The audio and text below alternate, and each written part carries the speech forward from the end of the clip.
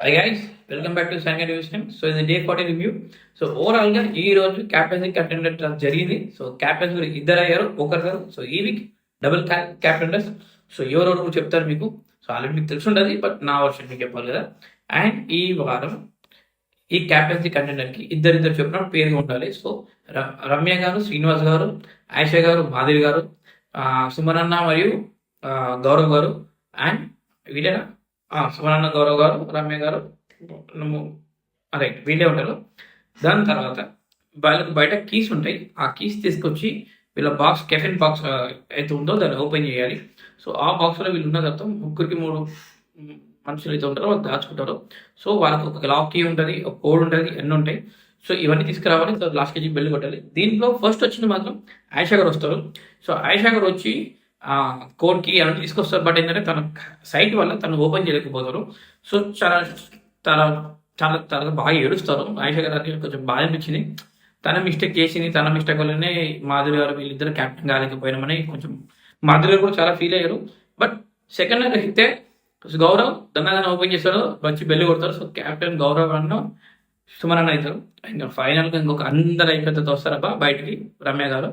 So ఫైనల్గా hall అంతా happy, అందరు హ్యాపీ, గౌరవ్ గారు హ్యాపీ, అందరు హ్యాపీ. బట్ కొంచెం సాడ్ ఫర్ ఆయిషా గారు అండ్ మాధురి గారు. వాళ్ళు ఏడుస్తారు. మళ్ళీ ఆయిషా గారు మళ్ళీ కన్సోల్ అయిపోతారు, మళ్ళీ వస్తారు. మళ్ళీ తన స్పిరిట్ బయట పెడతారు. సో నెక్స్ట్ వీక్ నేను పక్కా అవుతుంది అని చెప్పేసి. అండ్ ఫైనల్గా గౌరవ్ గారు సుమన్ ఇద్దరు క్యాప్టెన్స్ అవుతారు. కానీ బిగ్ బాస్ ఇక్కడ ఒక టాస్క్ ఏంటంటే నిఖిల్ గారికి బిగ్ బాస్ చార్జ్ ఇస్తారు, నువ్వు మీ క్యాప్టెన్స్ కంటెంట్ అది ఏందో దాన్ని యూజ్ చేయనట్టు.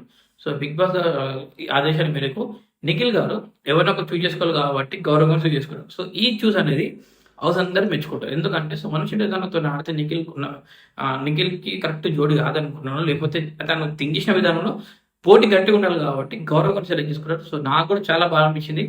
అండ్ సుమన్ చెట్టు అలా కాకుండా గౌరవ్ గారిని సెలెక్ట్ చేసుకోవడం అంటే ఇద్దరు కరెక్ట్ ఉంటారు.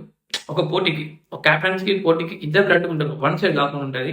అండ్ ఇక్కడ చాలా మెచ్యూర్గా ఆలోచించారు. నాకు చాలా నచ్చింది. గౌరవ్ గారు నిఖిల్ గారిని కొద్దిగా రెస్పెక్ట్ కూడా పెరిగింది. సో శాండ్ లిఫ్టింగ్ టాస్క్ ఉంటుంది, సో వెయిట్ టాస్క్. దీంట్లో మళ్ళీ గౌరవ్ గారు గెలుస్తారు. సో అంత టైంలో నిఖిల్ గారు నిల్చలేకపోతారు. సో గౌరవ్ గారు చాలా బాగా ఆడతారు. అండ్ మళ్ళీ క్యాప్టెన్ ఆఫ్ ద హౌస్ సుమనన్న అండ్ గౌరవ్ గారు ఇద్దరు అవుతారు. సో ఇది మీకు రేపు దాంట్లో చూపిస్తారు. అండ్ ఈ ఇద్దరు వల్ల ఫన్ జనరేట్ అవుతుంది, చాలా బాగుంటుంది. అండ్ ఏమైనా నువ్వు ఎక్కడున్నా తోపే, నువ్వు లేకపోతే బిగ్ బాస్ లేదు. దాదాపు నాకు 100 వీడియోలో చెప్పుకుంటా. చేసిన 100 కూడా కాదే, 50 వీడియోలు చెప్పుకుంటా. ఎందుకంటే ఈ హౌస్ నవ్వించడం నీ వల్ల నవ్వుతుంది.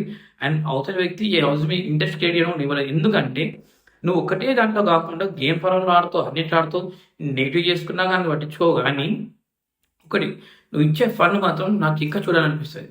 సో ఇమాన్యుల్ అన్న ఫన్ మీ ఎంతమందికి ఇష్టమో కామెంట్ చేయండి. అండ్ రమ్యతో చేసిన అపరిచిత కామెంట్ ఏదైతుందో రాము క్యారెక్టర్ చాలా ఫన్ ఉంది.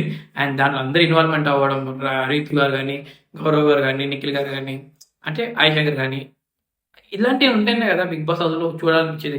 ఎంటర్టైన్మెంట్ అంటే ఒకటే రోజు కదా. ఈ మాధురి గారు వచ్చిన కానీ ప్రతి రోజు గొడవలు జరుగుతున్నాయి.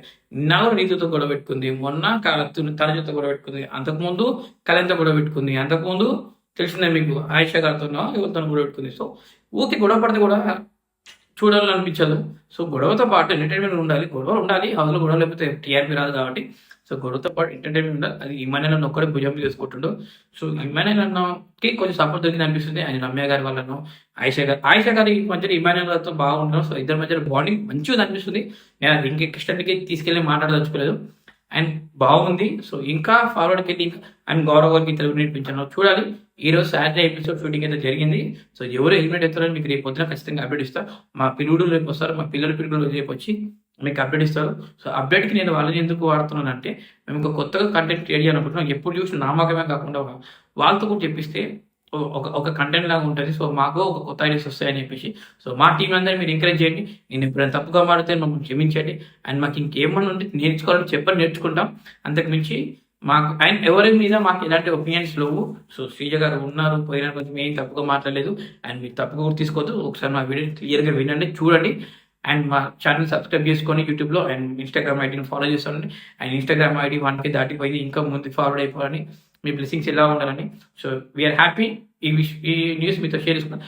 1K కింద ఓరాక్షన్ అనుకోవచ్చు, బట్ నేను స్టార్ట్ అయినప్పుడు ఒక్కనే కదా, ఆ పెయిన్ నాకు తెలుసు. ఎక్కడ వరకు వెళ్తానో తెలీదు, కానీ ఒక లెవెల్కి వెళ్తాను అన్న ఒక నమ్మకము, ఒక బలం అయితే ఇచ్చారు. ఎందుకంటే నేను వెనక తిరిగి చూస్తే ఇది వాళ్ళలాగానే రేపు లేకుండే, బట్ స్టిల్ నన్ను నమ్మి ఒక 1500 మంది, ఒక 1000 మంది ఉన్నారు ఇప్పుడు నా వెనకాల.